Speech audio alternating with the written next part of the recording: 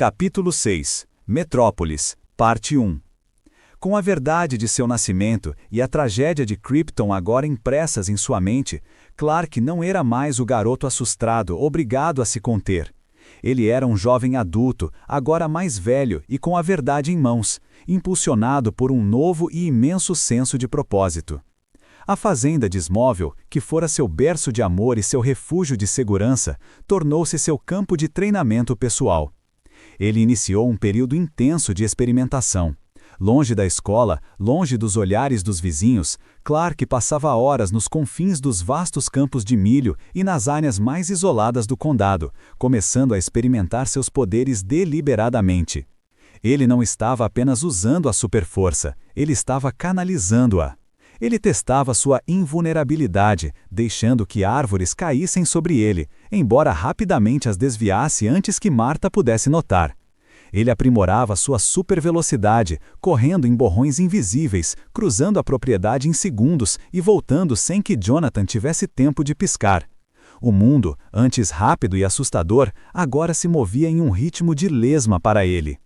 Mas o objetivo final de sua experimentação era o mais antigo sonho da humanidade, um sonho que ele, como o último kryptoniano, tinha o direito de realizar: o voo. Clark começou devagar. Sua primeira tentativa de voo foi, na verdade, uma série de saltos cada vez mais ambiciosos. Ele se lembrava do conselho de Jonathan, de que ele era tão forte que, na baixa gravidade da Terra, ele poderia simplesmente se impulsionar. Inicialmente, ele saltava sobre o celeiro, aterrissando com uma graça surpreendente, apesar do chão tremer levemente. O ar sob seus pés parecia firme. Ele usava sua superforça para saltos cada vez maiores, cruzando vales, aterrissando em picos de colinas distantes e voltando antes que o orvalho da manhã tivesse evaporado. Ele estava brincando com a física, dominando a alavancagem de seu corpo. A emoção era vertiginosa, mas ainda não era o voo verdadeiro. Faltava a sustentação. Um dia, no topo de um cânion isolado, ele se impulsionou com a força máxima que ousava usar. O mundo se dissolveu em um borrão. Ele voou para cima e para frente com uma velocidade que fez o vento assobiar em seus ouvidos com a fúria de um furacão. Ele subiu tanto que a terra se curvou sobre ele e a atmosfera começou a rarear. Foi nesse momento, no auge de seu salto cósmico, que ele quebrou a barreira do som. O boom sônico foi abafado pela altitude, mas o flash de condensação o envolveu. Em vez de cair, ele se concentrou no que Jor-El havia mostrado, o controle dos campos gravitacionais internos de seu corpo. Ele se lembrou da sensação de leveza que sentia ao flutuar na cabine de estase da nave. Clark forçou-se a não cair, a cair para cima. E então aconteceu. Com um esforço de pura vontade e concentração, ele alcançou a estabilidade. Ele não estava mais saltando ou planando, ele estava voando. A sensação era de liberdade absoluta, a realização de seu potencial. Ele voou em círculos rindo de alegria pura, um ser humano que havia se tornado mais do que humano. O domínio do voo não era apenas um poder, era a libertação de Kal-El, o rompimento de todas as amarras terrestres. Clark voltou para a fazenda, pousando suavemente, o coração batendo com a força da emoção. Ele agora era o mestre de seus dons, pronto para enfrentar o mundo. A vida acadêmica de Clark, mantida propositalmente discreta, culminou na formatura na faculdade. Ele se formou em jornalismo, um curso que lhe daria uma razão convincente, móvel para estar em qualquer lugar do mundo. Na cerimônia, Clark, com sua aparência imponente, mas sua postura ligeiramente curvada, um hábito cultivado para esconder sua altura e força, sentiu-se completamente deslocado. Ele era um jovem adulto de 19 anos, pronto para começar, mas a verdade é que ele estava pronto para muito mais. A beca e o capelo pareciam apertados, uma última camada de disfarce que ele ansiava por remover. Ele estava rodeado de colegas que falavam sobre empregos em cidades pequenas de casamentos. Clark, no entanto, sabia que seu emprego não era apenas escrever manchetes, era proteger a vida. "Parabéns, filho", disse Jonathan, apertando sua mão com um orgulho que brilhava nos olhos, mas que era atenuado pela tristeza iminente. "Estou pronto, pai", respondeu Clark, olhando para o horizonte que se estendia além dos limites de Smallville. "Eu tenho propósito, eu tenho conhecimento, eu só preciso do palco certo." A decisão de se mudar para Metrópolis não foi um capricho, mas uma necessidade estratégica. Metrópolis era, em todos os sentidos concebíveis, a antítese eletrizante da vida que Clark havia conhecido. Não era apenas uma cidade, era a autoproclamada Cidade do Amanhã. Uma massa urbana colossal que fervilhava com a mais avançada tecnologia e uma ambição desmedida. Seus arranha-céus gigantescos não eram meros edifícios, mas pináculos de aço e vidro que perfuravam as nuvens, criando um cânion artificial onde o sol raramente tocava o asfalto. A densidade populacional era esmagadora, um turbilhão incessante de milhões de vidas em movimento perpétuo, e essa mesma saturação garantia o anonimato absoluto. Em Smallville, a simples quietude da fazenda e a familiaridade da pequena comunidade tornavam a vida de Clark uma corda bamba. Um piscar de supervelocidade enquanto corria para a escola, ou um salto acidental impulsionado por uma força mal calibrada, inevitavelmente revelaria a anomalia que era Clark Kent. Cada ação era amplificada pelo silêncio rural. Em Metrópolis, o cenário mudava drasticamente. A cidade era um campo de força de ruído e distração. Um borrão rápido cruzando os andares superiores de um prédio poderia ser instantaneamente confundido com um avião a jato, em manobra, ou talvez um helicóptero de notícias apressado. Um flash de luz intensa ou um movimento ultra-rápido nos céus noturnos seria facilmente absorvido e negligenciado, considerado apenas mais uma parte da poluição visual e luminosa constante de uma cidade que literalmente nunca silenciava nem dormia. A escala colossal de Metrópolis transformava o extraordinário em banal, oferecendo a Clark a camuflagem ideal que a modesta Smallville jamais poderia proporcionar. Eu preciso de um lugar onde eu possa usar meus poderes sem ameaçar meu lar ou expor meus pais, explicou Clark a Martha. Metrópolis é o lugar mais movimentado do mundo. Eu serei apenas mais um rosto na multidão, até que eu não possa mais ser. A mudança representava o sacrifício final dos Kents. Eles estavam enviando seu filho para uma vida de perigo e anonimato, mas sabiam que era isso que ele havia sido criado. Martha passou dias costurando em segredo, inspirada pelos símbolos que havia visto na nave de fuga. Ela criou o uniforme usando os tecidos kryptonianos da manta, combinando o azul de sua capa de bebê com o vermelho de sua casa, e costurando o emblema da casa de El no peito.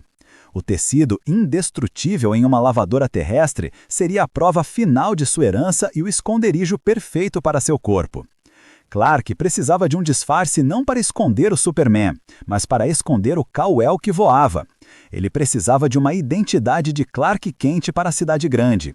Junto com Martha, ele meticulosamente construiu essa nova persona. Clark, naturalmente alto e muscular, passou a andar com os ombros curvados para a frente, diminuindo ligeiramente sua altura e transmitindo uma imagem de mansidão. Ele usava óculos, com lentes feitas de cristal de quartzo comum, pois seus olhos não precisavam de correção, que não apenas serviam como um disfarce simples, mas também eram um foco para seus poderes visuais, ajudando a atenuar sua supervisão no caos da cidade. Longe do macacão de trabalho do fazendeiro, Clark adotou ternos folgados e de cores neutras, que acentuavam sua figura magra e desajeitada, contrastando com o físico musculoso que o Superman revelaria. Ele se forçaria a tropeçar, a deixar a caneta cair, a ser o tipo de pessoa que é facilmente esquecida em uma sala lotada. Esse desajeitamento era uma camada crucial de proteção, garantindo que ninguém jamais conectasse o repórter tímido e desinteressado ao borrão de azul e vermelho que em breve cruzaria os céus. A noite da partida foi emocional. Clark se despediu dos pais, levando consigo a nave, que seria enterrada novamente em Metrópolis como um arquivo de consulta. Não se esqueça do que seu pai lhe ensinou, Clark, disse Martha abraçando-o. Seja a pessoa gentil que criamos. Não importa o quão rápido você corra ou o quão alto você voe. Eu não vou esquecer, mãe, prometeu Clark. Ele entrou no trem noturno para Metrópolis, um jovem de 20 anos que carregava o fardo de um planeta extinto e o futuro de um novo. Ele estava deixando Clark Kent, o garoto da fazenda, para trás, mas estava levando Clark Kent, o disfarce humano, com ele. A cidade do amanhã esperava seu guardião. Capítulo 6. Metrópolis, parte 2. A viagem de trem noturno terminou com a aurora. Clark Kent desembarcou na Union Station de Metrópolis, e o contraste com sua vida anterior foi imediato e estrondoso. Metrópolis não era apenas uma cidade, era uma promessa materializada em metal e luz. Era a cidade do amanhã, um farol de progresso humano. Arranha-céus de aço e vidro se estendiam até as nuvens, alguns com formas futuristas, curvando-se e torcendo-se em designs audaciosos que fariam o Conselho de Krypton invejar. O ar era eletrizado com a energia das luzes neon, dos veículos aéreos e do burburinho incessante de milhões de vidas. A escala era esmagadora, um contraste absoluto com a simplicidade e a quietude dos campos abertos de Smallville. Em casa, o barulho mais alto era o motor de um trator. Em Metrópolis, era o rugido constante da ambição. Clark caminhou pelas avenidas, observando as pessoas apressadas, os táxis voadores e a poluição visual. Ele estava vestido com seu disfarce, um terno de lã marrom claro, levemente folgado, e os óculos de aro preto que escondiam a intensidade de seus olhos kryptonianos. Ele forçou a postura desajeitada, tentando parecer pequeno em meio aos gigantes da arquitetura. A cidade, no entanto, era perfeita para ele. Era grande o suficiente para que ele pudesse voar a Mach 3 e ninguém notasse. Era movimentada o suficiente para que seu rosto fosse apenas mais um borrão no metrô. O palco estava montado. Seu primeiro e mais crucial destino era o coração pulsante da cidade, o Planeta Diário. Clark chegou ao Planeta Diário para sua entrevista de emprego, aproximando-se de um dos últimos e mais renomados bastiões do jornalismo impresso da cidade. O prédio era mais que uma estrutura, era um monumento imponente de arquitetura Art Deco, suas linhas verticais ascendendo com uma promessa de solidez e história.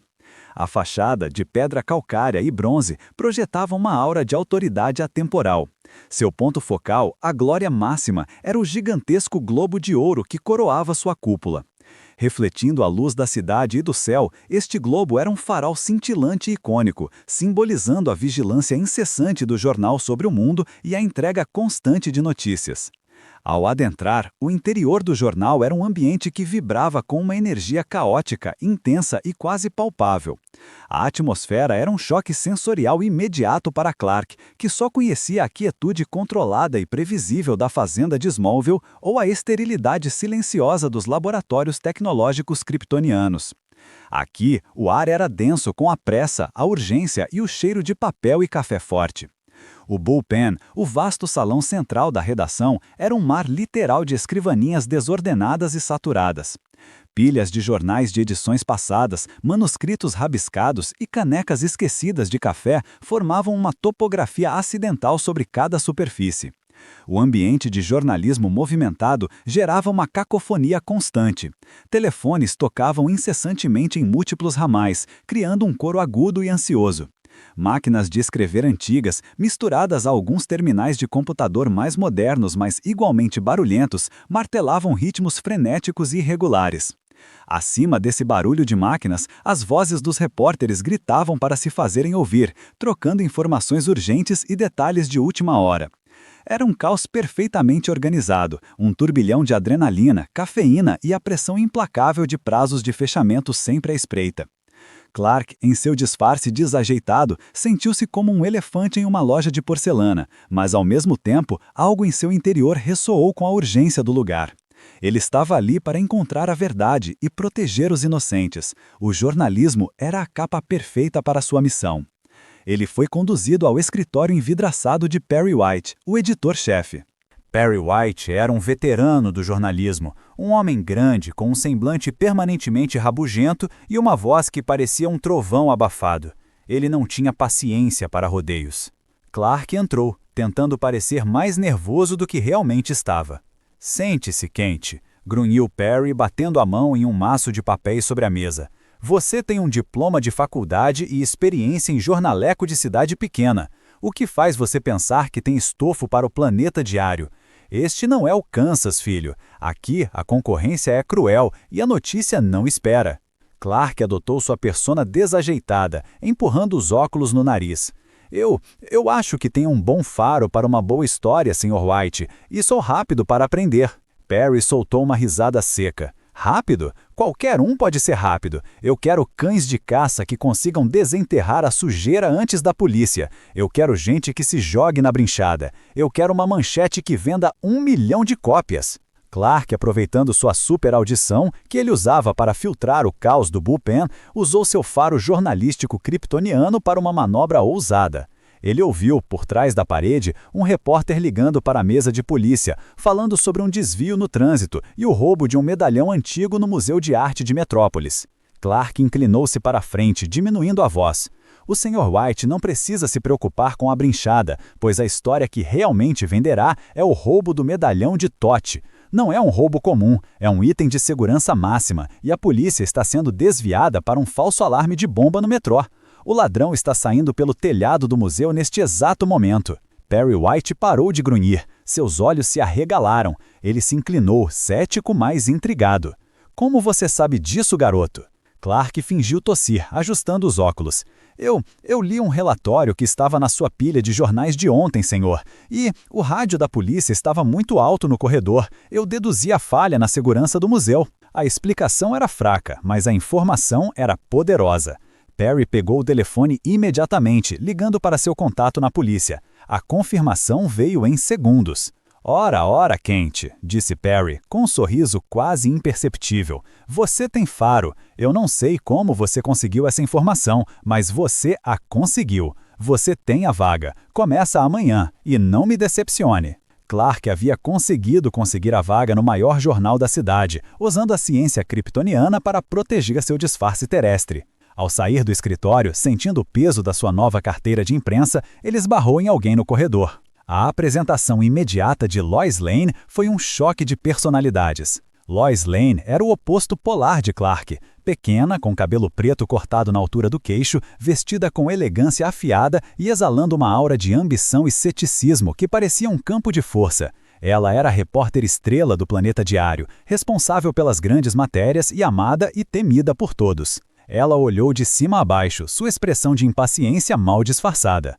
Preste atenção por onde anda, Júnior, ela disparou, ignorando completamente sua altura. Este não é um balcão de leite. Se você é novo por aqui, não fique no meu caminho. Eu estou com pressa para cobrir o roubo do museu. Uma reportagem que, aliás, alguém deveria ter me alertado antes. Clark, mantendo seu disfarce desajeitado, gaguejou ligeiramente. Me desculpe, senhorita Lane. Eu sou Clark Kent, sou o novo repórter. Lois bufou, pegando a bolsa. Clark Kent, o cara que parece que acabou de sair de um celeiro? Fantástico! Bem-vindo à Grande Liga, Kent. Apenas tente não se molhar quando chover e não me roube a máquina de escrever. E, acima de tudo, não me atrapalhe. O primeiro e cômico atrito entre os dois foi a colisão inevitável de dois opostos, a força contida e o caos explosivo. Clark, com sua paciência infinita e sua humildade forçada, não conseguia se igualar à velocidade mental e à impaciência de Lois. Eu vou tentar ser útil, senhorita Lane, disse Clark. Lois já estava caminhando para a porta, sem olhar para trás. Tente, Kent. Tentar é a primeira coisa que um repórter medíocre faz. Eu espero resultados. Ela saiu em um flash, deixando Clark parado no meio do bullpen, a imagem viva do desajeitamento. O ambiente de jornalismo, a personalidade de Lois, a energia da cidade, tudo isso era um novo mundo de Clark. Clark, agora jornalista e estabelecido em sua nova cidade, tirou os óculos por um segundo, seus olhos azuis brilhando com uma nova determinação. Ele observou o globo dourado do Planeta Diário. Ele percebeu que o palco estava montado. O jornalismo lhe daria acesso, Lois Lane lhe daria o desafio, e a própria Metrópolis, com seus milhões de inocentes, lhe daria a razão. Ele tinha um propósito, um plano e um disfarce. Ele era Clark Kent, o repórter desajeitado, mas, nos bastidores, ele era Kal-El, o farol. A partir de agora, o mundo teria um guardião, e a humanidade teria uma esperança, voando sobre seus céus.